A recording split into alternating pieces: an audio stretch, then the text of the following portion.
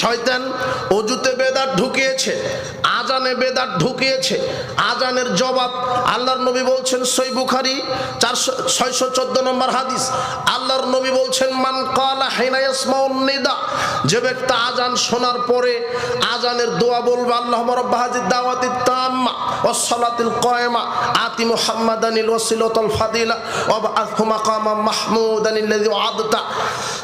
এইটুকুন রাসূল সাল্লাল্লাহু আলাইহি ওয়াসাল্লামের শিখানো দোয়া, হাদিস বুখারী 614 নম্বর হাদিস। কিন্তু কিবা করে মানুষ আবার যোগ করেছে, বলছে ওয়াদ-দারাজাতার রাফিয়া ওয়ারযুকনা শাফাতাহু ইয়াউমাল কিয়ামা ইন্নাকা লা তুখলিফুল মিয়াদ।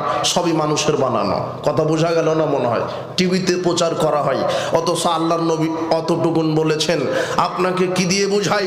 আল্লাহর নবী বলছেন, আজান শোনার পরে যেই ব্যক্তি এই দোয়াটা পাঠ করবে, হাল্লাত লাহু শাফাআতি ইয়াউমাল কিয়ামা, ওই ব্যক্তি যদি জাহান্নামীও হয়ে যায়, তাকে সুপারিশ করে জান্নাতে ঢুকানো আমার জন্য জিম্মেদার ওয়াজিব হয়ে যায়।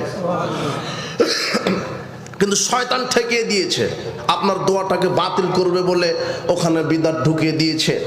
যে আমলের যত ফজিলত বেশি, সেখানে শয়তান বেদাত ঢুকিয়ে আমলটাকে নষ্ট করে দিচ্ছে।